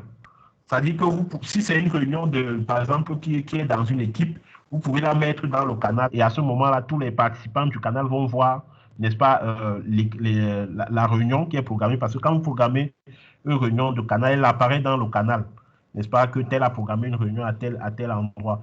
Bon, il y a aussi des gens qui trouvent une autre astuce. Oui.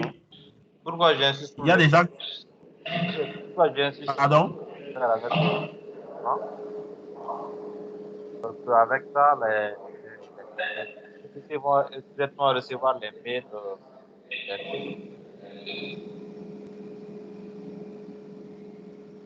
Avec le Allô? canal, tel n'est pas le.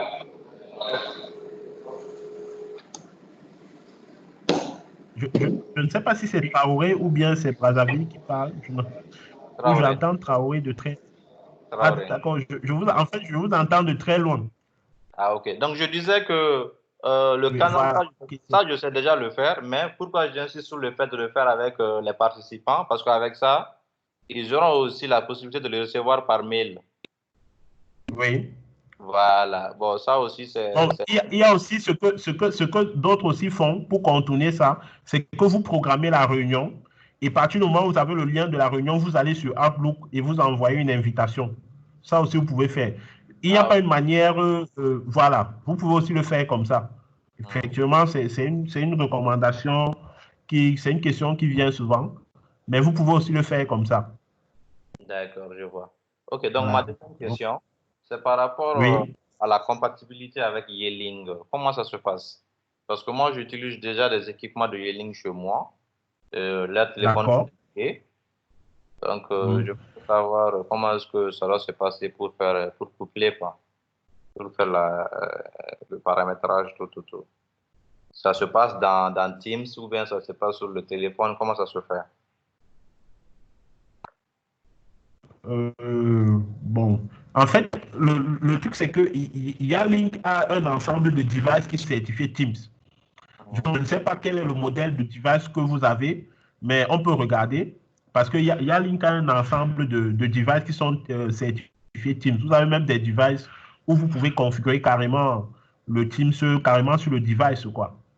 Vous avez aussi des téléphones qui sont certifiés Teams.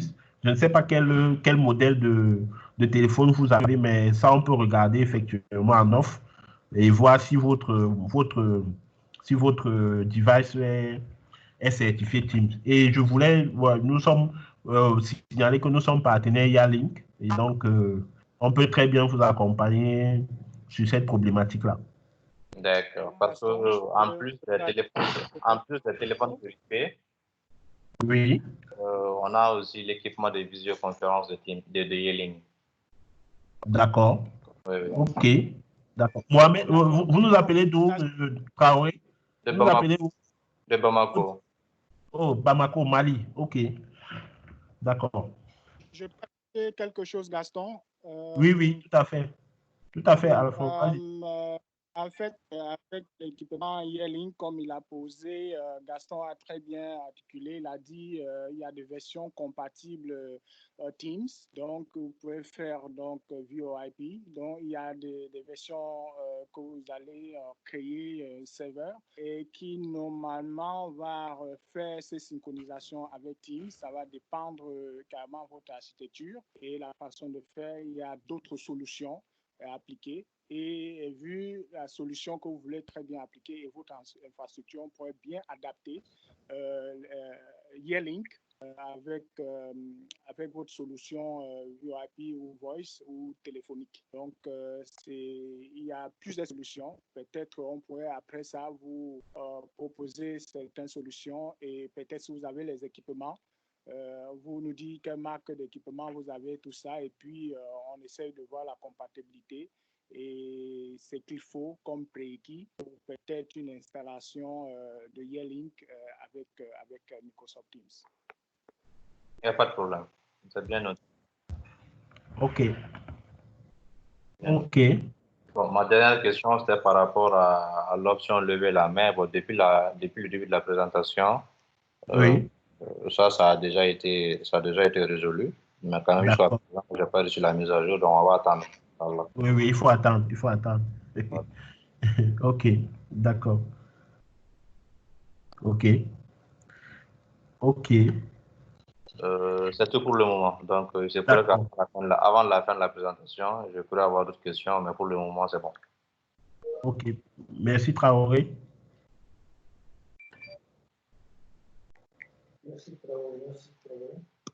Je vois une question sur la partie Grand Stream. Grand Stream qui est aussi un fournisseur de téléphonie over IP. J'ai des souvenirs de Link et de Skype for Business qui tournent dessus. Pour Grand Stream, on va vérifier, on va revenir vers vous. Comme de prime abord, comme ça, Monsieur Tanguy, je ne peux pas vous dire. Mais à une époque, ça marchait avec Link et Skype for Business. Donc, pour Teams, on va vérifier et revenir vers vous. Ensuite, j'ai Gaston et aussi toute autre personne. J'ai Maître Ngoué qui a des soucis d'initier des réunions avec des personnes qui ont des Mac, des participants qui ont des Mac. Oui. OK. C'est vraiment bizarre. Parce que, bon, il n'y a pas un problème connu avec de compatibilité avec Mac. Parce que même les gens, vous avez même un client Teams, même sur le navigateur. Moi, ce que je propose à mettre très concrètement, c'est que je pense Jonathan est là, peut-être qu'il peut passer la voir au bureau. Comme ça, il voit très bien quel est le problème, peut-être en faisant un test. Parce que il n'y a pas de problème connu. Bon, maintenant, on peut peut-être en fonction de, peut-être que la personne avec un souci particulier. Comme ça, là, on ne peut pas dire s'il y a un problème, mais un problème connu de compatibilité avec Mac, non. Parce que Teams, aujourd'hui, vous l'avez même sur les devices mobiles, que ce soit sur la version Android ou sur la version iOS, qui est un produit Mac. Donc, normalement, il n'y a pas de problème avec un Mac, normalement. Alors, pourtant, je dirais que dans le public, parce qu'au cours de cette réunion, au moins 2 ou 3 personnes ont renchéri en disant oui, Mac ou Teams n'accepte pas Mac. Bon, alors ce qui fait que les 2 personnes qui étaient sur Mac, elles n'ont pas participé à la réunion. Parce que tout le monde dit que ce n'est pas compatible, je ne sais pas si c'est Teams qui refuse Mac ou Mac qui refuse Teams, je ne sais pas. Allô? Allô? Okay. Oui. Allô? Je peux peut-être apporter un éclaircissement parce que si les gens n'ont pas déjà Teams installé sur le Mac et qu'ils vont utiliser le lien et rentrer avec Safari, par exemple, Safari n'est pas compatible avec Teams, me semble-t-il. Donc, ça peut ne pas aboutir. Ça peut être le cas d'espèce. Ah, d'accord, oui. Bon, OK. D'accord. Je n'ai pas bien compris. On peut répéter, s'il vous plaît? En fait, Ok, en fait, ce que Luc essaie de dire, c'est que si la personne n'a pas le logiciel Teams installé sur sa machine, je suppose que c'est le cas pour vous, vous avez peut-être le logiciel installé sur votre machine. Qu'est-ce qui va se passer? Par défaut, il va aller sur un navigateur. Et le navigateur, par défaut de Mac, n'est pas compatible avec Teams. Et à ce moment-là, il peut avoir l'expérience qu'il a eue. Donc, ce qui est conseillé, c'est que votre interlocuteur Mac télécharge la version Teams pour Mac. D'accord. À ce moment-là. Et c'est gratuit, ça? Gaston? Oui, oui, les clients sont gratuits. Ils sont tout à fait gratuits. C'est Alphonse, je vais ajouter, il est bien possible que Teams ne fonctionne pas avec certaines versions de Mac, parce que si vous avez peut-être une tablette de Mac avec OS 9.0 par exemple, 9.7 ou 5, normalement la compatibilité de cette version avec Teams là, ça ne va pas fonctionner. C'est dû aux questions de mise à jour de cet logiciel-là. Donc, lorsqu'il n'est plus supporté, donc cette version de OS Mac n'est plus supportée, parce que je pense que c'est ce problème avec des versions au Mac OS 9.0 pour les tablettes, par exemple. Donc, il est fort probable aussi possible qu'il y a certains Mac qui n'acceptent pas à cause de outdate. Ils sont absolument. Ok, d'accord. Donc pour répondre, Maître, pour répondre à votre question, donc le plus simple, c'est que vos partenaires installent la version Teams pour Mac qui est gratuite. Encore simplement, je souhaite, si jamais. Oui. Ils peuvent également installer Google Chrome sur les machines. Et à partir de là, à partir du lien de Google Chrome, ils peuvent participer à la réunion. Pour participer à la je pense que la personne va entrer avec son compte sur le navigateur. Il va automatiquement lui demander s'il veut l'utiliser via l'application ou via le web. Directement, quand il clique sur l'application, il va télécharger. Actuellement, moi, je suis en train de communiquer avec mon Mac, sans problème. Ok, d'accord. Ok. Ok, merci. Je vois la salle de visioconférence de AOGC à Brazzaville qui essaie de prendre la parole. Je vous donne la parole. Ok, merci. J'ai 3 questions. Il y a une qui a été déjà abordée par Monsieur Traoré concernant les équipements Yearlink. Okay. Oui. Je reviens d'abord sur la première question. C'était concernant l'ajout des applications dans un canal. Oui. Nous avons vu le test. Il y a eu l'application Planner qui a été ajoutée. On a pris l'exemple d'un seul canal, un peu dans le même sens que la question que nous avions eue tout à l'heure. Est-ce que nous pouvons ajouter, en sélectionnant plusieurs canaux, on ajoute une application, admettons que nous avons 5 canaux et on veut ajouter une application à 4 canaux en même temps. Au lieu de faire canal par canal, est-ce qu'on peut ajouter une application à plusieurs canaux en même moment? Oui, ok. L'autre question, vous avez une autre question à parler? Okay. Oui, ça c'est la première question. Maintenant, l'autre, bon, je préfère que vous répondiez parce que l'autre, c'est pas une question, mais c'est par rapport aux astuces, toujours. Oui. J'aimerais apporter dans des astuces un élément qu'on peut avoir aussi dans Teams, qui est aussi simple, mais je pense à mon avis qui est important. Admettons que nous sommes en conférence telle que nous le faisons actuellement, et il y a un collaborateur qui veut nous joindre sur Teams, mais qui ne veut pas nous déranger. il y a la possibilité, effectivement, pour celui qui attend de pouvoir avoir la conversation avec un collaborateur qui est occupé, de pouvoir demander une notification si le collaborateur finit sa conversation sur Teams.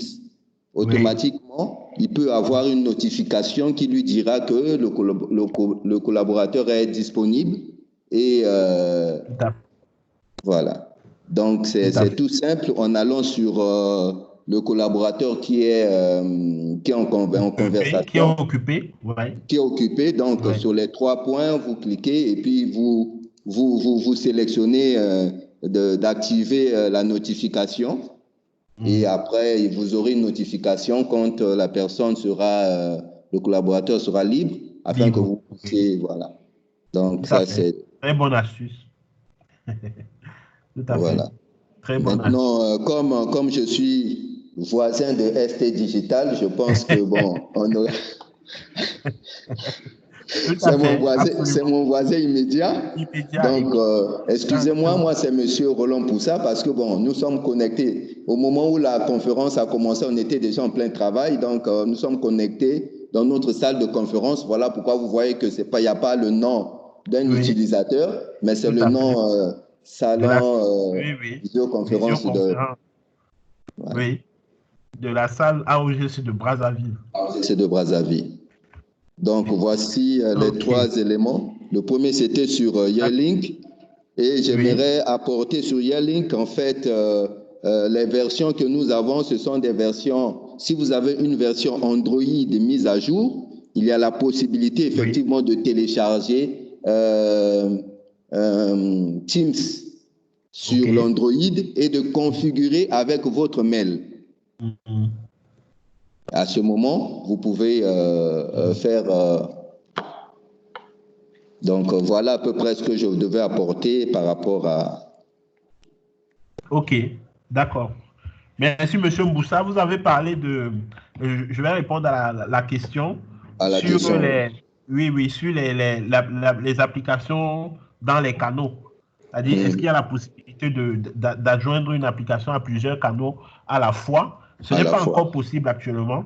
Je préfère dire que ce n'est pas encore possible parce que, comme je disais, c'est un produit en constant développement. Donc, il faut savoir que Teams, par exemple, pour ce genre de fonctionnalité, Teams a ce qu'on appelle un user voice. Donc, c'est un endroit où les gens disent ce qu'ils voudraient que Teams implémente. Et généralement, quand il y a assez de votes pour une fonctionnalité, Microsoft met ses développeurs dessus. Donc, peut-être que cette fonctionnalité-là pourrait aller dans la user voice, dans la possibilité d'ajouter une application simultanément à plusieurs canaux. Mais pour l'instant, ce n'est pas encore possible. OK, d'accord, merci. Voilà. OK, est-ce qu'il y a une autre question? Je vais revenir sur la question concernant GrandStream. En disant à M. Yanke, je crois, d'Afriland, que GrandStream n'a pas de solution native intégrée Teams. Par contre, en utilisant des contrôleurs déployés sur Azure, en gros des audio codes, on peut avoir une configuration qui nous permette de connecter les équipements, les UCM GrandStream avec Microsoft Teams. Donc, ça nécessite un peu de travail de configuration et d'intégration. Voilà. Est-ce qu'il y a une dernière ou une petite remarque ou question?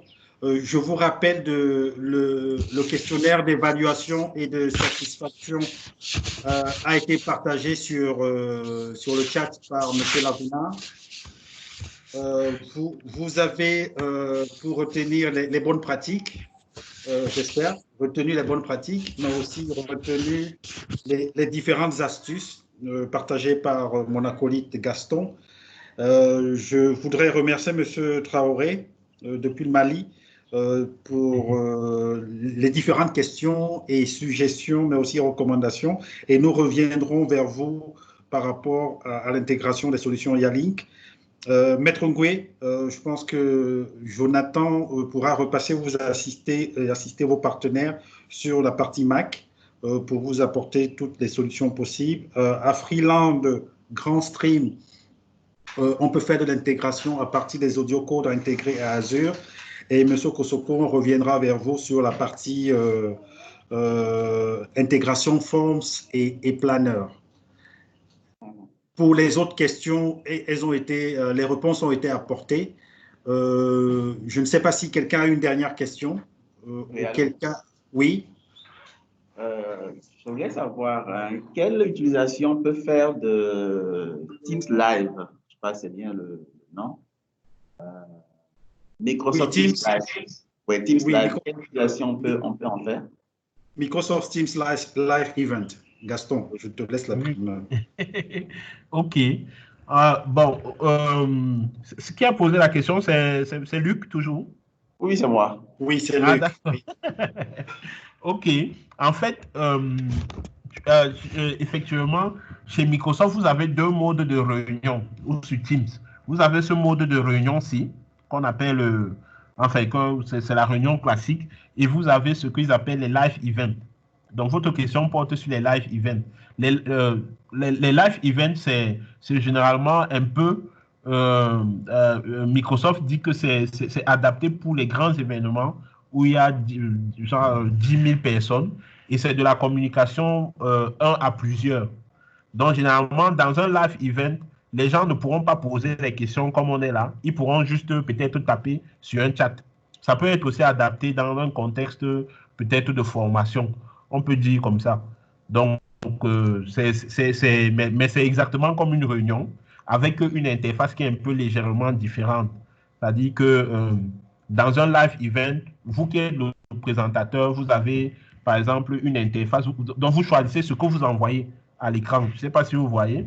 C'est-à-dire que quand vous êtes en live, mais vous avez la fenêtre, au départ, elle n'est pas live. C'est vous qui choisissez de l'envoyer et de choisir ce que les participants voient. Donc, c'est adapté pour les larges audiences. Quand vous vous adressez à 10 000 personnes et que éventuellement vous êtes l'un ou le seul présentateur. Mais nous, dans nos modèles de réunion classiques, c'est un peu tout le monde peut participer avec la voix et de la vidéo.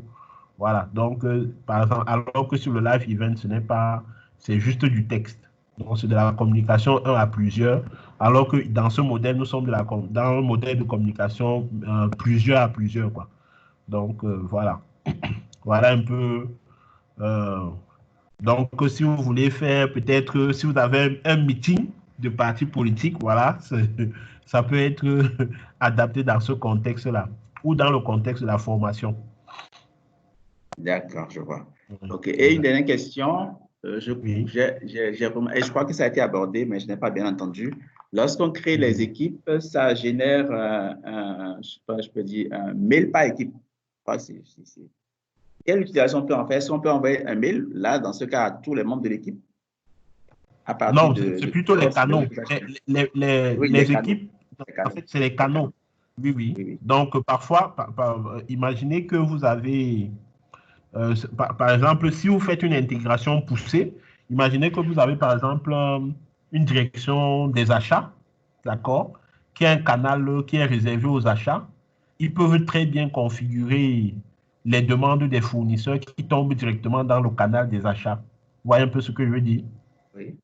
Voilà. Donc, voilà un peu un cas d'utilisation de ce type de fonctionnalité. Je n'ai pas très bien compris. Est-ce qu'on peut utiliser l'adresse mail générée là pour envoyer un mail à tous les membres de l'équipe? Non, pas à tous les membres de l'équipe. À envoyer un mail au canal. Oui, au canal, aux membres du canal. Oui. Enfin, bon, c'est un mail au canal parce que, en fait, dans une équipe, en fait, c'est que tous les gens de l'équipe, a priori, voient le canal, quoi, si vous voulez. Mais quand vous envoyez le mail, il tombe spécifiquement dans ce canal-là, le canal sur lequel vous avez pris l'adresse. D'accord, je vois. Voilà. Gaston, si je peux intervenir, il faut quand même expliquer aussi qu'il y a un penchant du côté d'Outlook qui va vous créer un dossier spécifique pour ce canal, en fait, comme une boîte de réception, une nouvelle boîte de réception parallèle, pour ainsi dire, qui contiendra tous les emails envoyés à ce canal aussi, en fait. Donc, au lieu d'adresser individuellement, vous pouvez adresser directement à tout le canal comme ça. Parfait. OK, M. Kosoko, pour vous donner un exemple de Microsoft Teams Live Event, regardez ce qui va se passer la semaine prochaine à partir de mardi sur Microsoft Build, qui est la conférence développeur de Microsoft, qui devait se tenir à Seattle avec 10 000 personnes, mais elle va se tenir entièrement en ligne et c'est gratuit. Donc, pour ceux qui s'intéressent aux technologies de développement Microsoft, donc ça concerne Power Apps, .NET, SharePoint et consorts, c'est de mardi à jeudi prochain et c'est gratuit. Et ils vont utiliser en live Windows Live Event sur. Je pense que comme c'est gratuit, on aura plus de 25 000 personnes inscrites. D'accord. Ben, envoyez-nous le lien pour entrer dans la réunion. Oh, ben, je vous enverrai ça par email alors. C'est gratuit. OK. Donc, merci Gaston et merci à tout le monde. J'espère que vous voyez toujours mes slides. Donc, la prochaine formation, c'est vendredi prochain, qui concerne Microsoft Teams avec l'extension et intégration OneDrive et Planner. Donc, tous ceux qui ont vu en avant-goût l'utilisation de l'application Planner, comment est-ce qu'on peut gérer les projets. On a fait de très bonnes choses au Bénin, par exemple, en termes d'intégration entre Microsoft Teams, Project et Planner, mais aussi la suite Office pour la gestion et le pilotage des budgets. Comment est-ce qu'on gère les documents avec les droits sur SharePoint, mais aussi dans OneDrive personnel de chacun des membres des équipes, comment on intègre tout ça. Donc, c'est vendredi à la même heure, 15h heure d'Afrique de l'Ouest, 16h heure du Cameroun.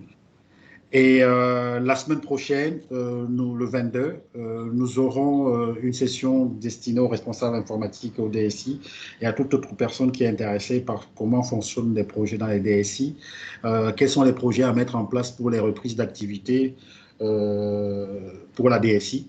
Donc, on est en train d'ouvrir.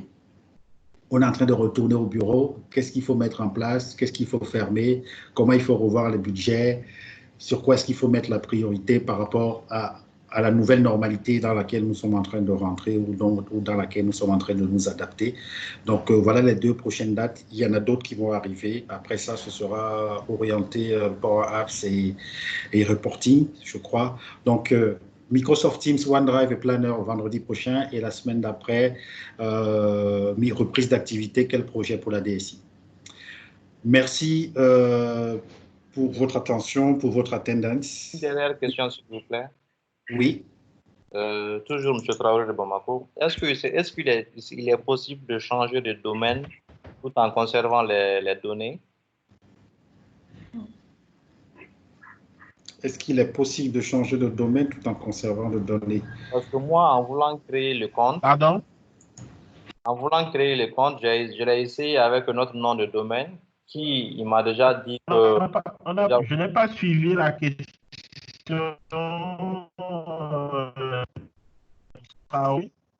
Oui, je disais, quand je créais mon compte, le compte de notre entreprise, dès que j'ai mis le nom de domaine, il m'a dit que le domaine là existe déjà, que je ne peux plus l'utiliser. Or, on ne s'était jamais inscrit sur la plateforme avec le domaine. Maintenant, c'est de savoir si c'est possible de récupérer notre nom de domaine, 1 de 2, et de revenir là-dessus tout en gardant les données, quoi. Non, en fait, il y a plusieurs choses. Okay. Quand vous vous inscrivez sur la plateforme Office 365, on vous crée, Microsoft vous crée un sous-domaine sur le domaine onmicrosoft.com. Oui. Ça, c'est le domaine, effectivement, dans ce cas. À ce stade, vous pouvez donner n'importe quel nom parce que quand vous êtes dans la plateforme, vous avez maintenant la configuration qui vous permet d'ajouter votre nom de domaine propre. Si vous possédez un nom de domaine, c'est pas possible que quelqu'un puisse le prendre parce que vous a dit qu'il y a une manière de dire qu'on possède un nom de domaine. et d'amener son domaine sur la plateforme Office 365. Je ne sais pas si on parle exactement de la même chose. Vous étiez à quelle étape? Vous étiez à l'étape de la création? Par exemple, déjà, nous possédons le nom de domaine Groupe Toguna. Maintenant, sur Microsoft, j'ai voulu créer le compte avec Groupe Toguna. Il m'a dit que le compte là existe déjà. J'étais obligé d'inverser au lieu de Groupe Toguna. En fait, j'étais obligé d'écrire Toguna Group au lieu de Groupe Toguna. Oui.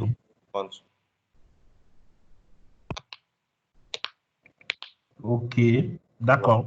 C'est pour ça que je dis, si vous êtes à la création, si vous êtes seulement à la création, effectivement, vous pouvez avoir un cas comme ça, où quelqu'un a peut-être pris un nom, mais ce n'est pas votre nom de domaine, ce qu'on appelle le top level name. Ça, c'est un sous-domaine dans l'environnement.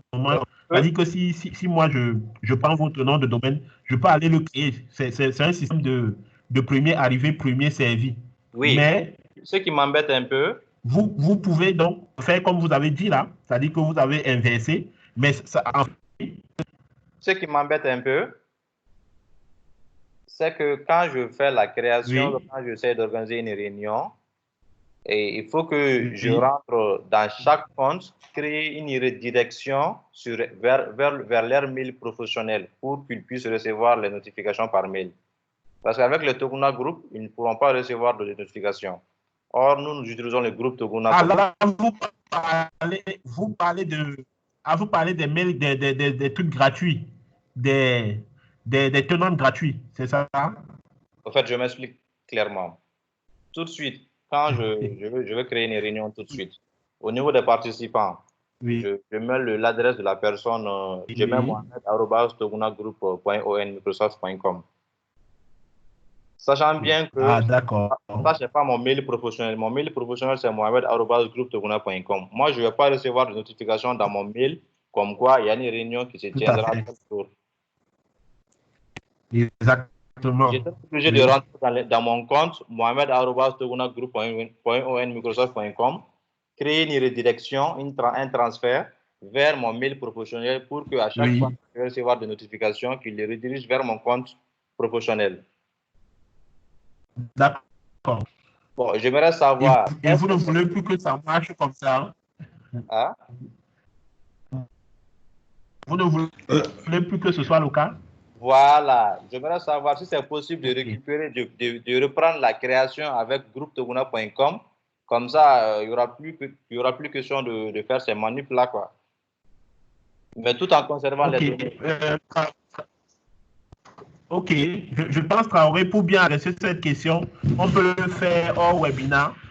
Ce sera mieux. Et comme ça, on pourra vous donner toutes les solutions qui sont adaptées à votre temps. Il n'y a pas de problème, il n'y a pas de problème. Monsieur Traoré, vous allez travailler avec Monsieur Isidore Aounai. Je crois que vous travaillez déjà un peu avec lui. Et Gaston, on va essayer d'arranger un call demain pour voir comment on va adresser cette problématique qui est la vôtre.